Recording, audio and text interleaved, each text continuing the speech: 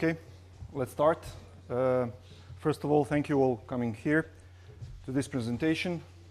I know it's late and your attention is a little bit off, but yeah, okay, so let's start. Today's topic for this kind of presentation is hybrid mobile applications with the Phonegap. So, who am I? My name is Aleksandar Stoisavljevic, and what qualifies me to stand here in front of you saying a few stuff about Phonegap. So I finished the university at the Faculty of Technical Sciences 2006, started to work for a small company, mainly doing the Windows 32 applications and using Delphi. In 2007, I joined the Levi 9 company, and currently I'm working as a Java technical team lead. These are some of the projects that I was working on, ordered in the sending order. So hybrid mobile applications is part, or we implement some of them for the top two. So I will just say a few words about those projects. The second one, it's a Telegraph Media Group. For the Dutch people, they know about Relatie Planet. It's the largest and the best dating site covering the Netherlands and Belgium. And when I say best, it's not our personal opinion, but it's they have the voting, yearly voting, and the best is decided by two criteria. So best voted by the end users and best by the technical personnel. So that Phonegap we used, Milos on previous session was talking about Backbone. So for them we developed the single page application wrapped up with Phonegap and delivered as a mobile application. For now, for the almost a year, I'm working for the SuperDirect, and it's an e-commerce web-based solution for the delivering of the groceries. Totally new concept. No story about the Phonegap here, but it's also a the part of the deliverables are the part of the deliverable is hybrid mobile application. Hybrid mobile application. So yeah, in a spare time I like to play table tennis, and if you don't have the questions about the Phonegap, I will gladly answer about that topic. These are the, let's say, the ways of contact me. Okay, today's agenda, I will speak about a little bit the history of the mobile application development. Then I will focus on what hybrid mobile application development means. What are the tools, development tools that we have at our disposal? What are the problems? Then I will switch to the Phonegap, the definition, the architecture, a bit of history about the Phonegap, and after the 4 slides, I think it's time for a little break, so I will show you some demo. Yeah, it will be the simple demo for the demo number 2, and just before that, I will just, for those people that did not attend the previous session, I will just put, I have assembled one slide for the definition of a single page application, so no big stuff we heard previously. Simple time tracker. We all work for the non-disclosure agreements, so we can't show the real code from the real production. So I try to make as much as possible the same application just for this occasion. At the end, for those that are not, let's say, that does not have enough of the Phonegap, advanced features, how you can extend the Phonegap by using Phonegap plugins, and one slide about the tool that Adobe is now pushing hardly, Phonegap build. At the end, questions and answers, but before I give you the opportunity you to ask me questions, I will just share some real life experience with you and to share my pain with Phonegap with all of you. Okay, a bit of history. So let me take you a bit of time travel, and the destination of that time travel would be the moment when the smartphones hit the market. So moment before that, we all know those small, funny mobile phones like Nokia, Alcatel, or my mother even has the Nokia 1100, something like that. So what we could do with those phones, we could dial, contact something, SMS, we could create alarm to wake up us in the morning. So at the moment when the smartphone hits the market, we got the device that has enormous power comparing to the previous one. We have much process power, we have much memory, and of course we have this fancy, nice touch screen. At that moment, whole new era for the developers started. So we have good device, so what about the applications? At that moment, the applications could be grouped in the two main categories.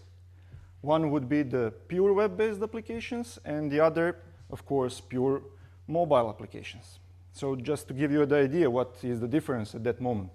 So for all of you that you have the smartphones, web-based applications is that when you have the network, you turn on the network, you start up the browser, and you type the URL, and the server serves you the HTML page, which again renders on your web browser. On the other hand, you could have the pure mobile application, and that means that all the content needed for that application is here. So you, again, turn on the network, you go to the market, download the application, and all the resources will be there. You install, it will be installed inside the phone. You turn off the network and you can use the application. Okay, so what are the cons and what are the pros? Pros in this web-based applications is that architects usually, or not just architects, it hurts us developers also. So you need managers think about, okay, but we have now application, but we want to update. The phone changed, or some label I want it differently and stuff like that. So for the pure web-based application, it's easy. You're totally in control of the content because content comes from the server. On the other hand, you have what are the cons for the mobile applications. You downloaded the resources once, and if you want to have another content on that phone, developer must change application, it must wrap it up, push to the market, and that's not the only thing, because no one guarantees you that the end user will update. He will get, or he will get the offer to update application, and usually they do, but no one is forcing them. So we have the problem regarding that. Regarding on the performance, you can imagine that if you are going to the server and fetch the content, you're depending on the network. On the other hand, mobile is at your fingertips, so it's everything here. So we have heard pros and cons, and next evolution step would be, okay, let's combine these two approaches and have it in one. So what hybrid means in mobile application development, it actually leverages the best what both of these worlds offers. So you have the native application, okay? You have the user experience that you are used to, but the content will come from the server. That's nice. So one part of, so when I started programming for Android, I have the big Java backend experience behind me, so I started with a SOAP. So SOAP is one way that you can fetch the content from the server. So I used the Android. I installed and used the third-party library KSOAP2, I think so. And yeah, I got it running. So that's one way of communication. The other way, and recently used for most of the applications, are JSON objects.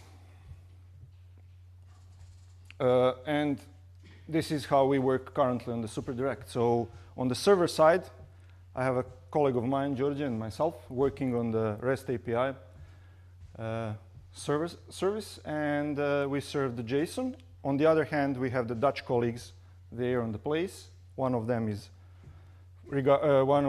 his expertise is iOS, and the other one is for the Android. And they're good at developing those two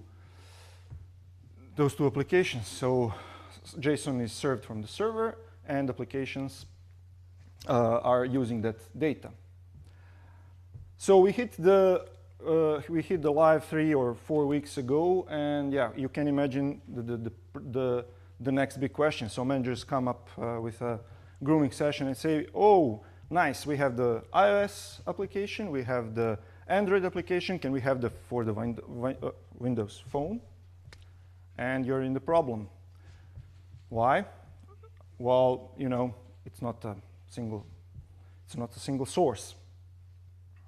Yeah, the content is coming from the server, but you will need the good Windows Phone programmer to make the application by itself.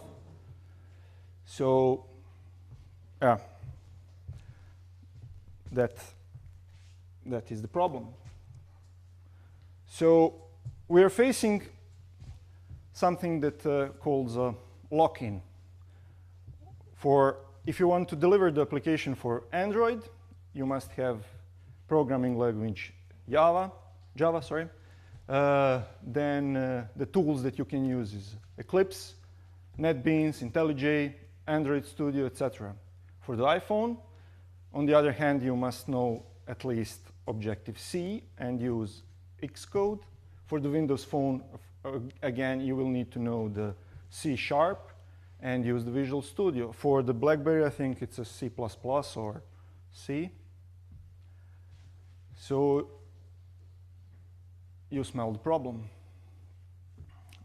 It's good for the companies, Google, Apple, Microsoft, but it's not good for this is not good for the developers. Also, what is important that the code written for the one mobile OS is not compatible for the other one. Not even single line. Okay, so can we do something about that? Actually, yeah, if I press the button, yeah, we can. So at the moment that people are facing the same question that I'm sharing this in this session with you. So they try to find the common ground on the all platforms. And the common ground is the browser, actually web views.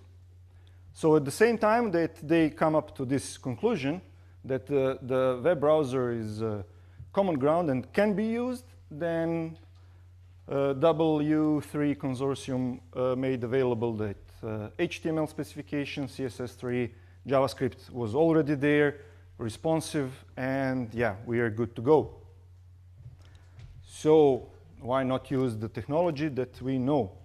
So I'm a Java programmer, but I surely know this one because I wrote the HTML as well. So I'm not the best programmer in these technologies, but I can cope. Okay, a little bit about the Phonegap. So this is the really long sentence. So Phonegap is a primarily open source mobile framework that will enable you to make a native mobile application using well-known technologies, HTML, CSS, JavaScript. And same time, yeah, we need to access the native hardware. And this is done with the common platform JavaScript API.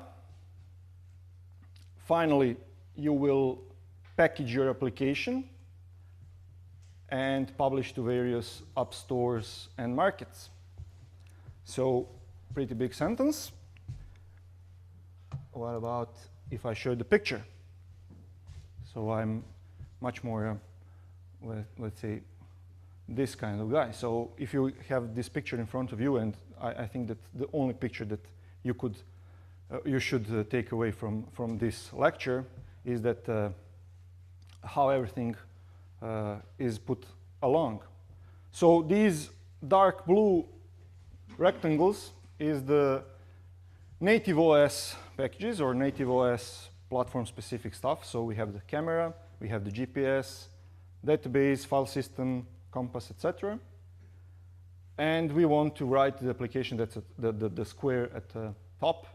We want to write the application using HTML5 and CSS3. So how this is possible? Again, yeah, we could use some of the UI frameworks, jQuery, jQuery Mobile, Zepto, and stuff like that. So, yeah.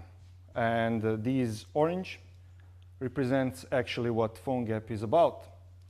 So let's start with this orange one. It's a Phonegap API, so it's a JavaScript. And yeah, your application can use this JavaScript, and with a Phonegap bridge, you can access any native stuff. So actually, this is also that you can read and you can, let's say, learn. But Phonegap bridge is, let's say, for Android, because I usually work for the Android. This is just one jar file. It's a name with the name Cordova, and it's in the libraries that your application should use. Okay, so before switching to the demo, just to show you the simplest application that I assembled for today, let's give a short history about the Phonegap. So actually, a bunch of guys, I think 3 or 4 of them, started to think about cross-platform mobile development tool. So they founded the company. The name was Nitobi, and it was in 2008. So they firstly, in a boot camp, so kind of a boot camp, they get around and wrote the Phonegap API, so the framework by itself, and they started to program the bridges. The first 2 bridges that they provided was for the Android and the BlackBerry. A few years after that, yeah, their development could not pass, not monitored by the big companies. And what actually happened is that, let's say that the cubes are mingled together. Late Steve Jobs, announced that the iPhone will discontinue supporting the Flash. Same few months later for the Android. And Adobe, as a company that put a lot of effort in the Flash and mobile, yeah, they were in the problem. And they started to think about what to do next. So they bought Nitobi, and just a few weeks before that, they got their code under the Apache umbrella. So actually, Phonegap has its own open source, totally open source, and community maintainable counterpart. The name is Apache Cordova. So these two, you can think that's the same, Cordova is a little bit late, 1 or 2, 0.1 or 0.2 versions behind the Phonegap. So just to give you an idea, what is the relation between the Cordova and Phonegap? So you can think about that Apache Cordova is the driving engine for the Phonegap. So Phonegap is a layer above the Cordova. So, okay, first demo. Let me just. What is the first demo? I will try to, to show you. I don't know how you can see. So, this is the screenshot, and this is just a simple device info from Phonegap. So I will show you later the code again, but it's a Nexus and Nexus 7, and the same code runs for the here on my. So it's a Android 4.3, and here, hopefully, this is Motorola Defi. So same application here. I will show you the image is bigger for you. So same code. I promised you that, it would be like that. So same code running on the different devices. And how the code looks like, I will try to show you if I manage to make it running. So this is the Android project. But just a moment before that, sorry for intrusion. What you will need to start the development with the Phonegap. So first of all, you have to have installed Node.js, because it's a lot of scripting there that they use to create the project by itself. For the Android, of course, you will need to have Java. You will have to have Android SDK and Ant, I think. Yeah, that completes the list. So it's easy that as it can be. Just let me show you how you create the project. Okay, so for example, you execute command Phonegap create. You give the name. So it would be, for example, first directory coding Serbia demo1 minus name of the package. So demo1, not package. And yeah. So if I go there, cd cs demo1, you get everything in place. So really important stuff is here in this 3W. This is what is most interesting. I mean, everything else is the just stuff that needs to run on certain platform. So you see, okay, except that part of the config XML, you have index.html, you have the JavaScript, you have the CSS, images. This you may disregard. So almost that if you follow the previous presentation, so single page application. Okay, just to give you the project by itself. Again, to show you where is everything placed. So first of all, you need reference libraries, not that one. Yeah, Cordova. That's the bridge. That's the Phonegap bridge. The JavaScript that is used to communicate to the native parts of the OS is in the assets. And you have it like here.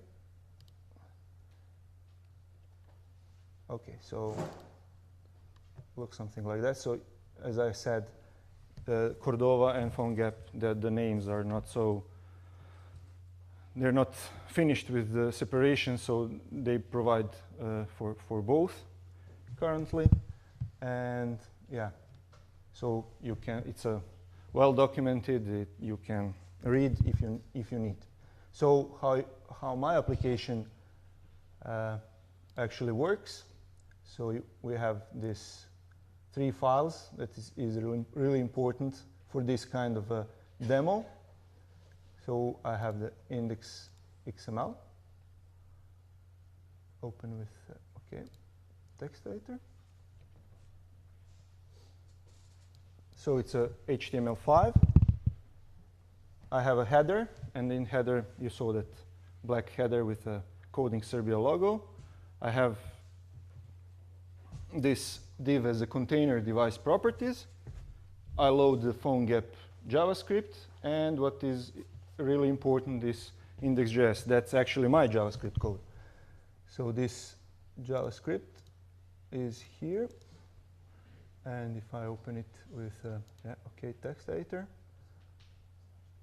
yeah, it's not the best code, but for the demo purposes, just to show you the idea. So you get the element by ID, the device properties, and here device UID, then device platform, etc., is populated by the JavaScript, Phonegap JavaScript. So that's it for the demo number 1. In the resources, you will find that the way how you can list the contacts from your contact list. Okay, let's get back to the presentation now.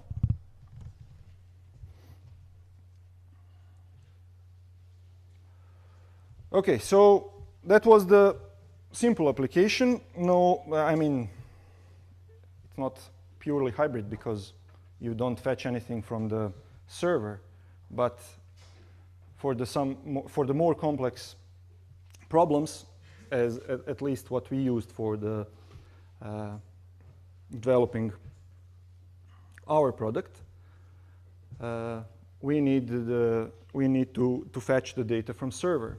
So we have the static files installed on the phone, and you will need to fetch the content data from outside. So can anyone smell the problem here? Nope. Okay. The problem is actually sorry. Yeah. Okay. There is a catch, and the catch, the name of the catch is a single origin policy. So if you have the application that fetch the resource, the HTML page from the server, and you get as a response you get the JavaScript that should be executed, and that script targets the other server, that's not possible because you're confronting the single origin policy. So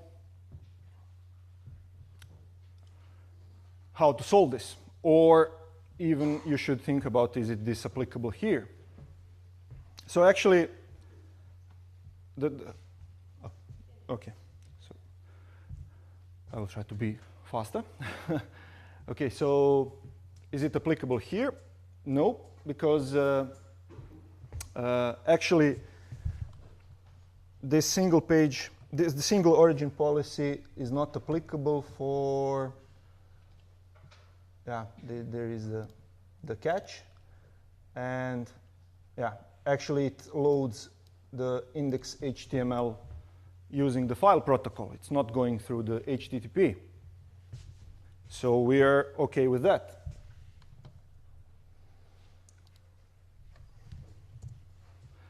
Single-page applications, I see the familiar faces from the previous session. So single-page applications, HTML5, browser-based. We don't want to reload whole page, and I'm pretty sure that most of you have the Gmail account, and yeah, the Gmail is actually the single-page application. So when you click on the folders on the left, you just reload the content, not the whole page. So, okay. As I promised, the demo number 2, I will be brief on this. I will try to show you just the interesting part. Okay, so I have the server prepared, hopefully, but yeah, I need to push it there. So this is the Spring MVC based application. You can log in, and of course it's responsive, just to mention that. I use the that, so DJ. So I will log in.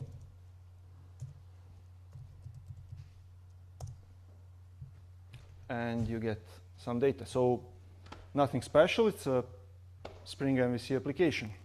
So what about if I tell you that you can strip off the client side of, I mean, not this application, but we are writing the client side of this application. And okay, so just for this, so we have just HTML, JavaScript, and you will notice that the URL is different. And what's also important here, that you follow the net, and you will notice just the JSON calls, requests, and responses.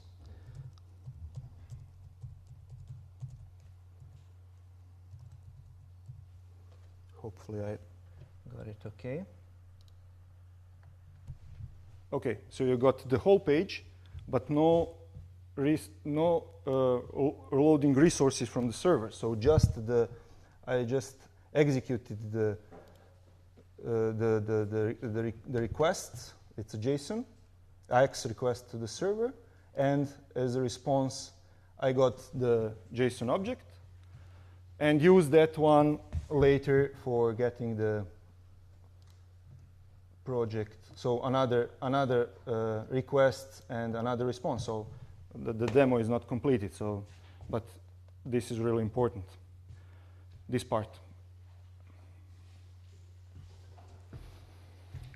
So same, you can, this client side, again, it's a HTML, it's a JavaScript. So I will try to show you the same code here on the Nexus.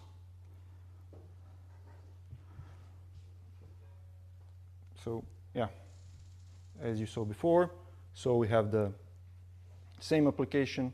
If I log in, I enter the username and password, and it will behave the same. Okay, so we are losing the time.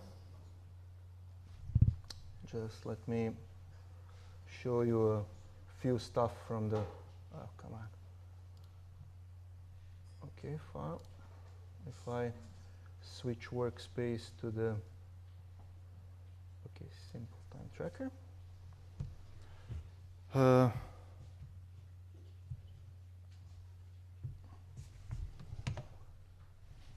And it end up in this window.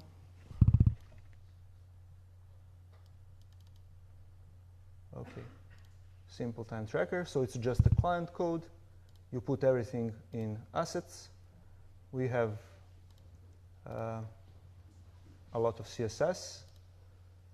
Now, this is the interesting part that for those who followed the previous session. So there are the models, views, router, main, stuff like that.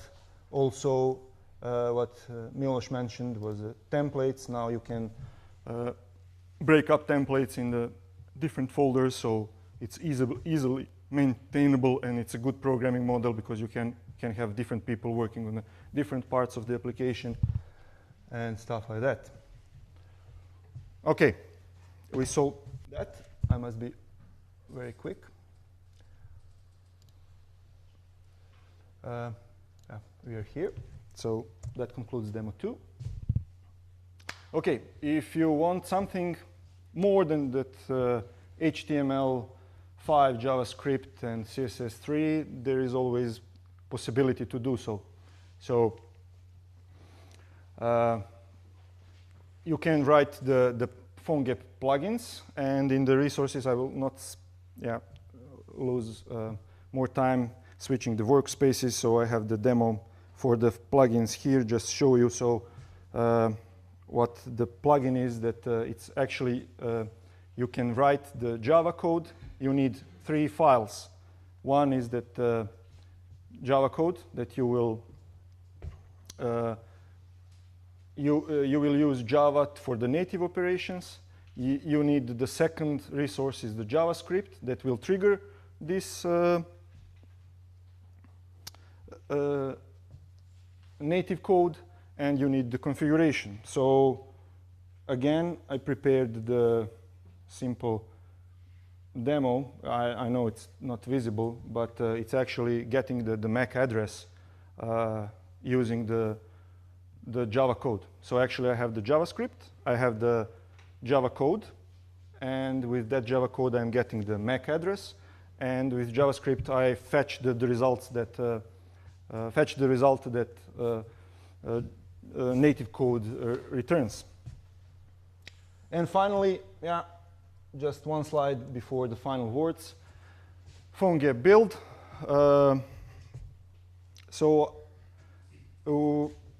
We whole story about the Phonegap. We started with that we want to remove impediments about the coding. So we don't want to program in Java. We don't want to program using the Objective-C. So that's okay. We put that aside using the HTML5 and JavaScript. But what about the platform? So you have to have a way to make final build. And then the guys from the Adobe and the Phonegap thought about, okay, you can't have the whole platforms at your disposal. At least I don't have. I have the Linux and Ubuntu, and I write just Java. So with having the Phonegap build, you can have your code written in the HTML5 JavaScript. You put that on the public repository, and you just instruct the Phonegap build, and I will just show you how it looks like. So for those, you will have these links at the end of the presentation. So I've exposed this device info at GitHub, and you can easily rebuild all the applications for the iOS. You see they support the Android, Windows Phone, the BlackBerry, thank you, HP, so WebOS, and Symbian. For iOS, I don't have the keys, so you can't test the iOS. What is in for them? Well, they will charge you. Well, they not charge you for the public repositories, but if you want to use that for your private stuff, so you're using the GitHub for some company-related stuff, then it's a private repository. It's not publicly available, and they will charge you for that. So that's how they gain money out of it. And okay, I think that's it. At least, sorry. Okay, before questions and answers. This is this is really hard. Well, until now you noticed that I'm not Adobe representative, I'm not a Phonegap representative, so we pick those technologies just on the part of the research, and we manage to cope with them. We are not iOS developers, we are Java developers, but we strive not to use any of the native code, so just HTML5 and JavaScript and CSS3. And of course, we encountered some problems. For example, how the whole process of development was working at that moment. So we have the user interaction designer, or how you want to call it, sitting at the client, and he was providing us with nice PDFs with different resolutions, different layouts, and yeah, at that moment CSS3 comes on the on the place, so we have a lot of nice PDFs with linear transitions, radial gradients, drop shadows, rounded corners, and stuff like that. So we were pretty enthusiastic that we will work on this project, and we will manage to finish it. And then somewhere, because our development model was a little bit, yeah, we firstly want to make the responsive application as a web accessible resource, and then wanted to wrap it for the Phonegap. So somewhere before the demo of Sprint 4, I usually do not use my phone for testing. Then I was just curious how it will work. And then, yeah, problems. And we are not the same one that encounter the problems. So a little bit of Googling. And yeah, everyone with the, especially with the oldest versions of the Android have the problem, I mean the browsers have the problem with the fixed position. So what's okay, finishing. So we wanted to have, as Miloš said, we wanted to have the header, and that header should give the user information about where he is currently, and to be a good place to have the navigation. So at any time in the application, he can click on the home button and get back to the home. And yeah, that was the problem, because fixed position does not work for the fixed position of the elements does not work for the web browsers, especially the oldest. It was okay for the iPhone 4. It was okay for the Samsung S3, but yeah, these old devices are not there. Also, the problems that we must, let's say, discarded at the moment we started the project, that they want to use it media queries a lot, because we wanted to have the responsiveness, not to fit the application to work just for one screen resolution. So Windows Phone is based on the IE7, so it does not work for that. And that same decision was used because if we are not going to support the Internet Explorer, why we're going to use the jQuery? So Miloš mentioned the Zepto. So it's a much lighter weight, and they stripped the support for Internet Explorer. So those are the stuff that we had to let's say, to talk about with the product owners, and to persuade them that let's at least not to have the fixed position. So when you're browsing through the list of the profiles, then you just have this swipe at the top, and you get the images of the profiles. Miloš mentioned the good point that also we have performance issues. The web browsers on the phones are limited by the number of simultaneous connections per domain. So we have the page with the 25 images of the persons. I mean the profiles. And yeah, you know, if you're fetching 25 images from the same domain, it will take a lot of time to load. So not just the images.